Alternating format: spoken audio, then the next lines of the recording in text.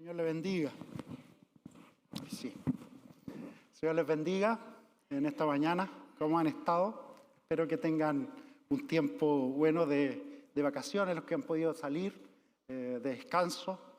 Y si no han podido, al menos que el Señor de alguna manera les vaya renovando sus fuerzas. Espero que me hayan echado de menos estos domingos. ¿Sí o no? Más o menos, dicen por ahí. Es bueno estar aquí de nuevo en la iglesia con ustedes y compartiendo la palabra, sabiendo que el Señor está con nosotros. Nosotros partimos de esa base, partimos de la base que Dios está con nosotros, que Dios existe, que es el soberano de toda la creación y que Él está aquí, presente. Sin esa verdad, ¿qué seríamos, no es cierto? ¿Qué seríamos? Y por eso nosotros como iglesia este año nos estamos desafiando a tener un lema para este año que es enviados. ¿Y de dónde tomamos ese lema? Lo tomamos de Juan 20:21, que dice así, Jesús lo dice esto: así como el Padre me ha enviado a mí, yo los envío a ustedes. Y queremos desafiarnos a eso, a crecer, a tener una mirada no solo para nosotros del Evangelio, de esperanza, de paz, sino también para los demás. Porque este Evangelio se tiene que compartir, tenemos que vivirlo, tenemos que servir a otros. No es solo para nosotros. Y hay muchas personas que están en crisis, que están con problemas. Al menos nosotros tenemos una esperanza y fuerzas para salir adelante. Pero nosotros tenemos que compartir esa esperanza con otras personas. Y aquí es donde cambia el paradigma o el modelo, porque antiguamente, y muchos de ustedes crecieron en la iglesia, donde se hablaba de los misioneros, y los misioneros eran los que iban a otros países, ¿no es cierto? Sobre todo a Asia, al Medio Oriente, a África, y muchos crecieron diciendo: yo voy a ir a África, yo quiero ser un misionero o una misionera a África. Y fíjense que en muchos de esos países la cantidad de cristianos hoy día ha aumentado montones. Y nosotros reinterpretamos o volvemos a leer ese mensaje que dice: así como Dios me envió a mí de Jesús, yo los envío a ustedes. Y decimos que ahora ser misionero significa ser misionero donde el Señor me haya colocado. Ya sea en el trabajo, en el vecindario, en los estudios, en todo lugar. Con los amigos, con los parientes, en la familia. Cada uno de nosotros tiene la responsabilidad de ser misionero o misionera. Ahí cambia el asunto, ¿no es cierto? Cambia el asunto. Obviamente hay que mandar misioneros a otros lados, a otras partes. Nadie está diciendo que no. Pero lo que cambia es la visión. Todos nosotros somos misioneros del Señor. ¿Amén o no? Imagínense si tuviéramos aquí en la iglesia, de los que asisten a nuestra iglesia, que si 500 se comprometieran a ser misioneros. Yo quiero ser misionero del Señor. Tendríamos 500 misioneros, algunos o varones, otras mujeres, ¿no es cierto?, hermanas, yendo a predicar al Señor, evangelistas, llevando el mensaje de esperanza del Señor. ¿Se imaginan lo que cambiaría o no en la ciudad? Con 500 evangelistas, ¿cómo andaría la cosa? Así que ese es el desafío para nuestra iglesia, empezar también a cambiar un poco el chip de cómo pensamos la misión urbana. ¿Quién quiere tomar ese desafío? Por favor. Pero con más ánimo. ¿Quién quiere tomar ese desafío? Amén. Amén.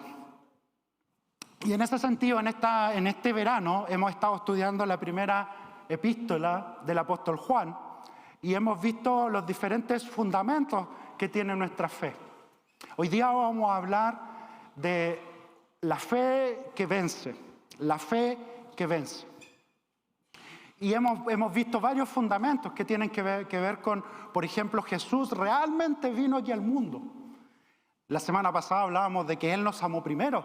Antes de que nosotros ni siquiera supiéramos que Él existía, o al menos que nosotros lo amáramos, Él nos amó primero. Y que hay una forma de corresponder ese amor. También vimos que Él había venido aquí al mundo en carne. No solamente Jesús no fue un fantasma, sino que realmente vino aquí a la tierra a mostrarnos un camino, a reconciliarnos con Dios. También vimos que ese amor que Dios nos tiene y que nosotros le correspondemos, tiene que compartirse con los demás, porque tenemos que amar no solo de palabra, sino también de acción, de hecho. Así es como tenemos que amar, no solamente de palabra, porque de palabra es fácil. Muchos de ustedes se han jurado amor eterno, ¿o no? Y después ese amor no dura tanto. Como un pastor por ahí decía, a veces el amor dura menos que lo que dura un gas en el mes.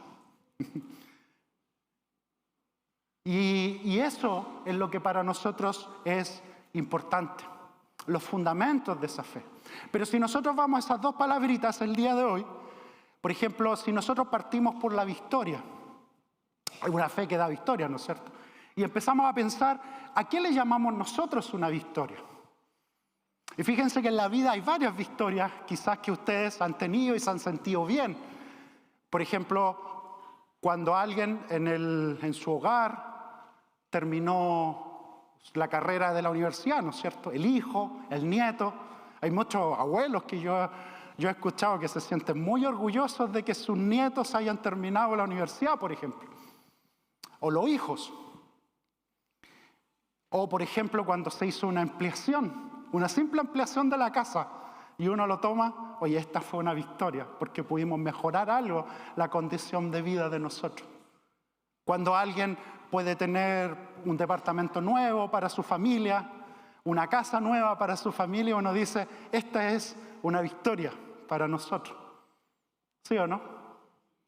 O mejores relaciones, esta es una victoria, o un ascenso en el trabajo, esta es una victoria. La pregunta que yo les voy a decir y después la vamos a responder, pero que yo les voy a hacer es, ¿cuáles son las victorias de ustedes hoy en día? ¿Qué dirían ustedes? Esto es una victoria para mí, para que lo vayan pensando. Esto es una victoria para mí. ¿Qué victoria tenemos?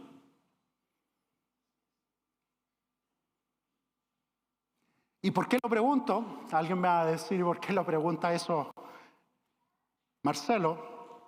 Es simplemente porque a veces ponemos y cambiamos las prioridades en la vida. Y vamos poniendo cualquier cosa como victoria, en vez de lo que es central y fundamental en la vida. Segundo, la fe. Creer en las personas. A veces decimos y ponemos fe en las personas, hasta que las personas nos fallan y se acabó la fe.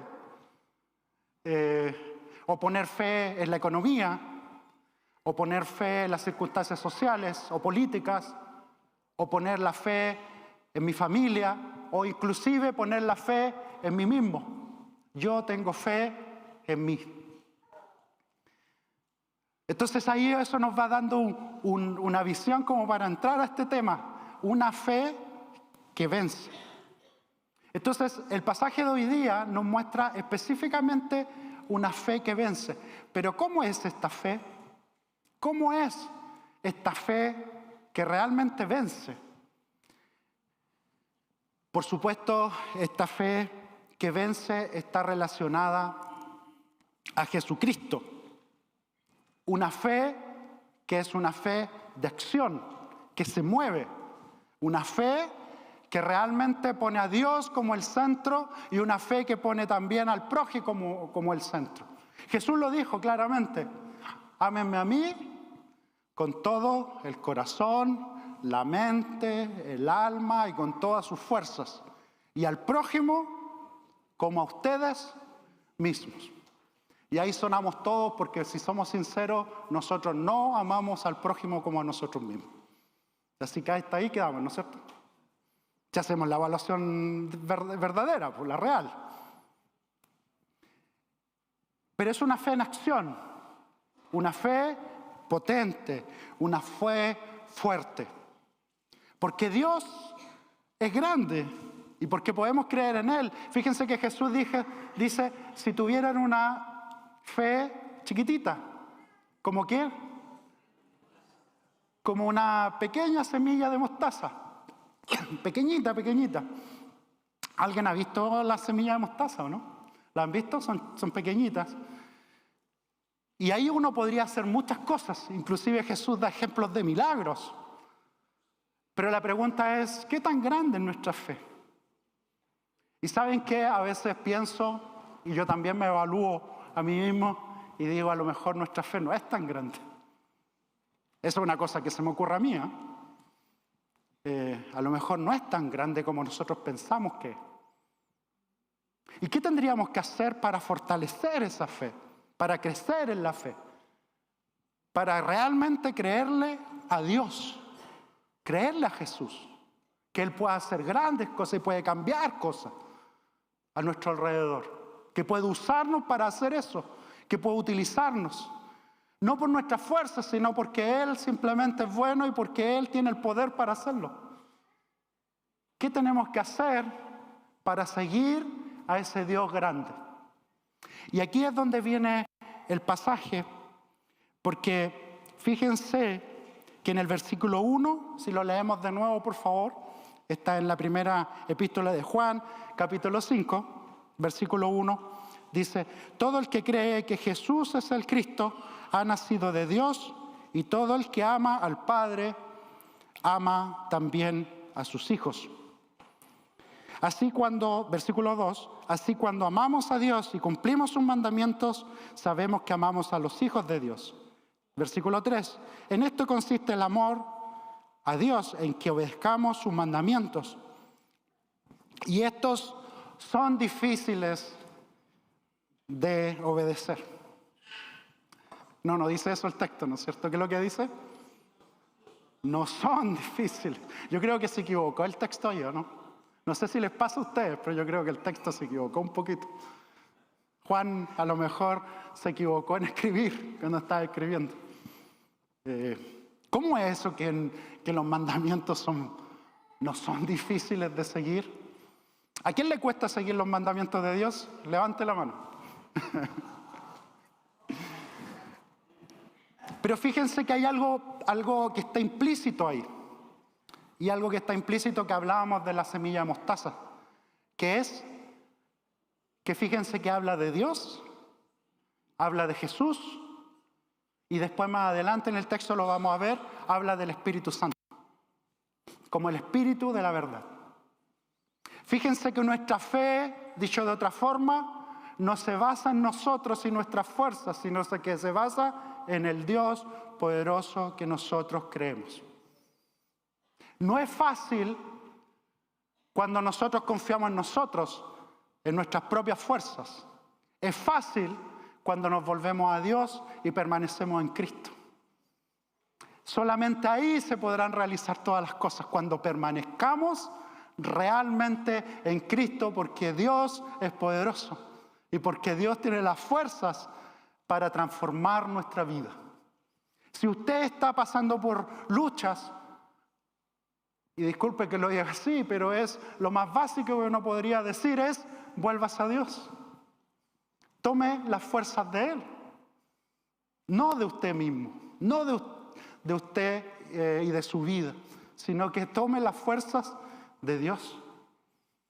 Colóquelo a Él en el centro, no nosotros mismos. Se fija, es sacarnos a nosotros para colocar a Dios en el centro. Eso cambia todo. Porque si nos conozcamos a nosotros mismos, obviamente no vamos a poder. Ninguno de ustedes va a poder. No van a poder romper las adicciones. No van a poder seguir una espiritualidad recta. No van a vuelta en el Señor. No van a poder dar buen testimonio. Pero solo cuando no permanecemos en Jesucristo. ¿Me siguen? Y ahí es, la fe que vence es una fe trinitaria, una fe basada en el Dios que nosotros creemos, que es Padre, Hijo y Espíritu Santo, que nos empodera con su Espíritu, que nos da fuerza, que nos da visión, que nos da sabiduría, que nos transforma desde adentro, que abre caminos, que muestra visiones, que muestra sueños, que cumple, como cantábamos delante, sus milagros, inclusive en nuestra vida. Pero cuando inclusive estamos dispuestos a hacer su voluntad. Ahí no es difícil seguir sus mandamientos. Por nuestras fuerzas es imposible, pero por las fuerzas de Dios todo es posible. ¿Amén? Primer tema entonces. La fe que vence es una fe trinitaria, que considera a Dios Padre, a Dios Hijo y a Dios Espíritu Santo con nosotros. Él nos da su real presencia. Imagínense eso, que Él esté realmente con nosotros aquí, que Él haya puesto su Espíritu en nuestros corazones y le aceptamos, que Él nos diga, oye, hermano, hermana, ándate por aquí en vez de irte por acá. ¿Y qué pasa cuando nosotros porfiamos y nos vamos por acá en vez de por donde nos dice Dios? ¿Se fijan o no? Ahí la vida se hace mucho más dificultosa, con el camino pedregoso. Escuchar la voz de Dios significa también escucharla en comunidad. No solo personal. Algunos dicen que escuchan la voz de Dios, pero recuerden que la discernimos siempre en comunidad. Entonces la fe que vence también es comunitaria, porque involucra el amor a los demás, porque involucra pensar en los demás, unos con otros, con todas nuestras imperfecciones, nos amamos con todas nuestras imperfecciones, porque pucha que tenemos imperfecciones, pero aún así nos seguimos amando. Entonces ahí dice el versículo 4, porque todo el que ha nacido de Dios vence al mundo. Esta es la victoria que vence al mundo, nuestra fe. Entonces la fe, hermanos, hermanas, esto le quería decir, no es solo un sentimentalismo de un primer momento cuando yo entregué mi vida al Señor. Esa decisión de compromiso es muy importante. Y si hay alguien aquí que no haya entregado su vida al Señor, le llamamos a que entregue su vida a Cristo y que la acepte como Señor y Salvador de su vida. Le llamamos a eso. Pero la fe no se queda ahí. La fe crece. La fe se cultiva. La fe es una fe comprometida, que actúa, que camina, que no se queda parada, estancada. Y como a algunos les pasa, también a veces han pasado años y siguen, como dicen por ahí, disculpen que sea fuerte en esto, pero marcando el paso siempre, sin crecimiento. La fe que vence al mundo crece. Crece y está en crecimiento siempre. Muestra frutos de la vida, en el servicio, en la misión, en el amor a otros, en la espiritualidad, en el mostrar a Cristo a otras personas, en el amar, en el sufrir a veces con Cristo, sufrir incluso afrentas con Cristo, pero sabiendo que cuando sufrimos afrentas somos bienaventurados, porque no claudicamos en nuestra fe de Cristo. Y seguimos adelante. Esa es la fe que vence al mundo. ¿Quién es el que vence al mundo entonces? Sino el que cree que Jesús es el Hijo de Dios. Pregunta el apóstol Juan, versículo 5. ¿Quién es el que vence al mundo? Sino que el que cree que Jesús es el Hijo de Dios. ¿Ustedes creen eso, no? ¿Creen eso? Jesús es el Hijo de Dios.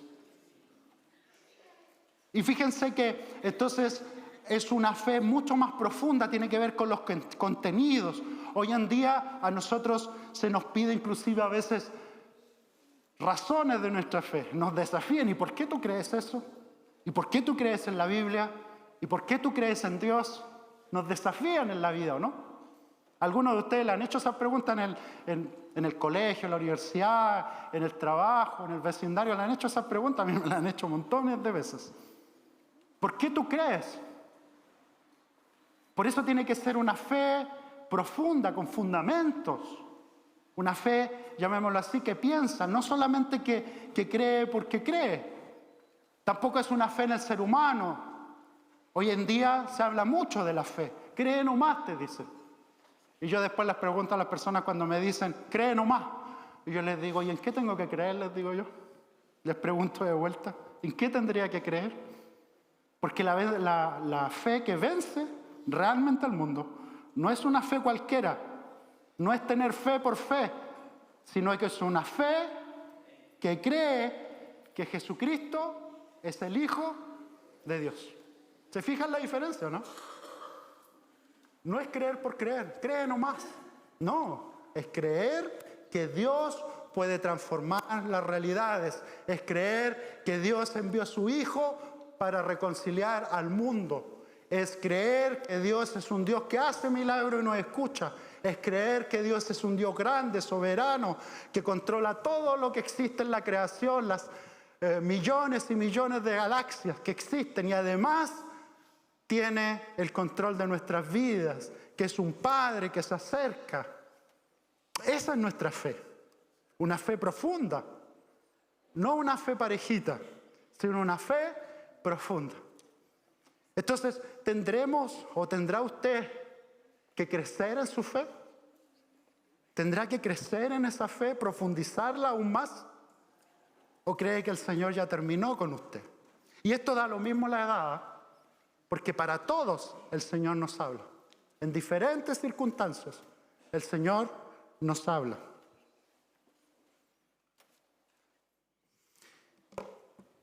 Entonces, vamos a la segunda parte que yo les decía, que tiene que ver con el versículo 6 en adelante. Este es el que vino mediante el agua y la sangre. O sea que Jesús vino realmente al mundo, ¿no es cierto? Que estuvo aquí, que tuvo un cuerpo, que estuvo aquí, que nació de María. Nosotros creemos que nació de María virgen, ¿no es cierto? Ese es nuestro fundamento de la fe. Pero el Espíritu es quien da testimonio de esto, porque el Espíritu es la verdad. Fíjense que después dice el apóstol Juan, nosotros creemos también en los testimonios de las personas, pero creemos más en el testimonio de Dios, en este caso del Espíritu Santo. Imagínense que el Espíritu Santo nos está dando testimonio, nos está hablando, nos está diciendo cosas. Yo no sé si ustedes han tenido esa experiencia, pero el Espíritu Santo siempre está de alguna manera hablando a nuestros corazones, con convicciones, a través de su palabra, diciendo, no vayas por ahí, a esto otro. Convicciones del corazón, guiándonos a versículos bíblicos específicos en una situación específica. Y nos habla, nos inspira, nos transforma. Ese es el verdadero testimonio. Fíjense que ninguno de nosotros podría a ustedes transformarlos completamente desde adentro. El único que puede transformarlos es Jesús en el poder del Espíritu Santo. Él es el único que puede hacer milagros y transformaciones potentes en nuestra vida. Y la pregunta es si ustedes quieren realmente ser transformados otra vez por el Señor y seguir siendo transformados para dar testimonio de Él en todo lugar y ser, como decíamos al principio, misioneros o misioneras del Señor donde Él los coloque.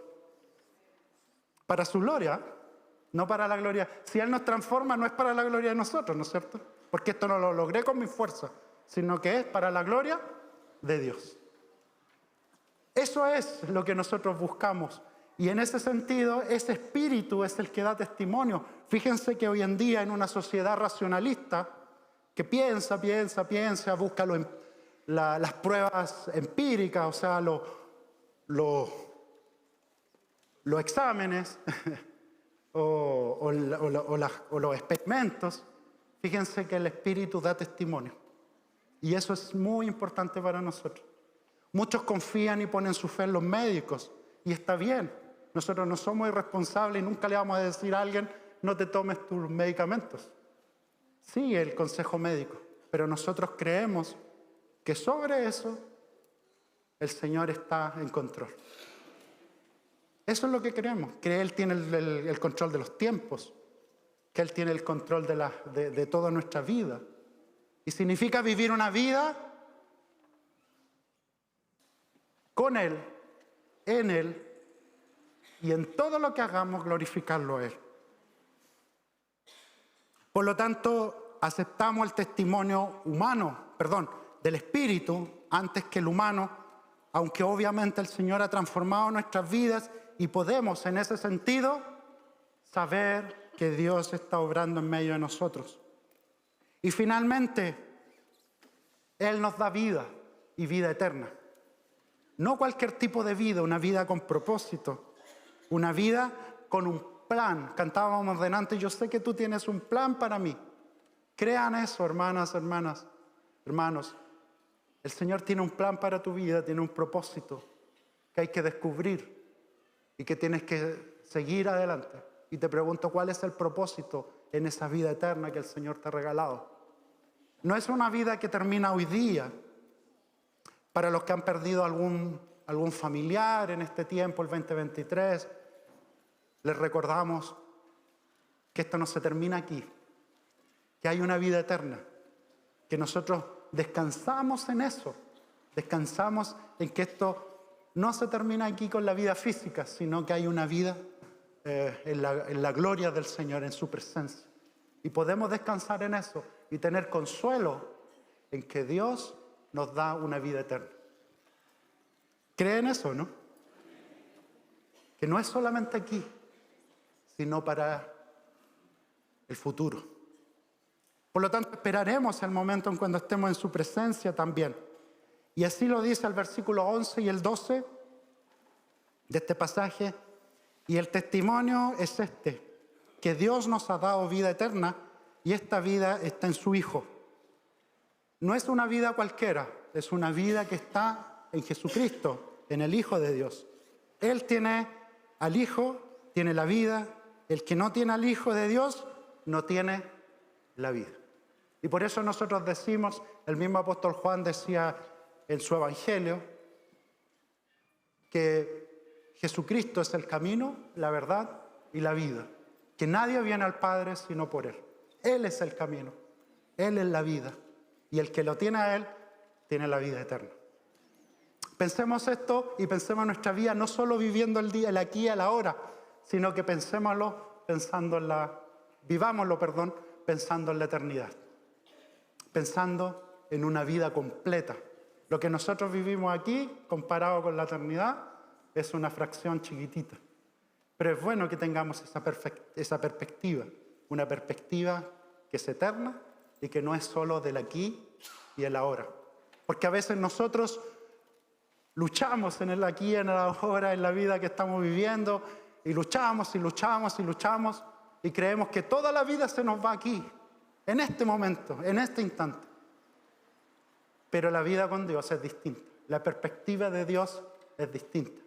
Como un pastor por ahí decía, que nuestra motivación no sea ni intrínseca, o sea, de adentro, ni extrínseca, o sea, por los premios que podamos lograr, sino una motivación eterna. Que nuestra motivación para vivir sea siempre esa vida eterna. Y así lo dice el autor de Hebreos, y quiero cerrar con esto. Ando un sticker por ahí que dice eso, no sé si lo han visto, de mía, con mi figurita, y dice que yo estoy terminando y no termino nunca. Pero fíjense que quiero terminar con esto. El autor de Hebreos, en el capítulo 11 de su carta, dice que nadie puede agradar a Dios sin fe. Es imposible agradarle sin fe. ¿Por qué? Porque el que se acerca a Dios tiene que creer que Él existe y quién es Él y que tiene poder. Y a veces yo pienso que nosotros tenemos un Dios demasiado pequeño, o eso es la imagen que nos hacemos de un Dios demasiado pequeño, que no puede hacer grandes cosas en medio de nosotros. Tenemos que creerle a Dios, que Él es un Dios grande, poderoso, y que espera, por lo tanto, grandes cosas de nosotros. No basado en nuestras fuerzas, sino en las fuerzas dadas por el poder del Espíritu Santo. Sin fe es imposible agradar a Dios. ¿Cómo está tu fe? ¿En qué tienes que acrecentarla? ¿En qué tienes que profundizarla? ¿Cómo tienes que hacerla crecer? ¿Cómo tienes que presentarte al Señor sabiendo que podemos servirle como misioneros y misioneras del Señor en el lugar donde estemos? ¿Ustedes creen que el Señor puede hacer grandes cosas con nosotros? ¿No? Hay que creer eso. Hay que creerle, no porque me crean a mí, sino porque hay que creerle al Señor. Amén. Amén. Oramos entonces, oramos al Señor, que Él acreciente nuestra fe y nos ayude a tener esa fe que vence. No una fe cualquiera, promedio, sino una fe profunda, esa fe que vence al mundo.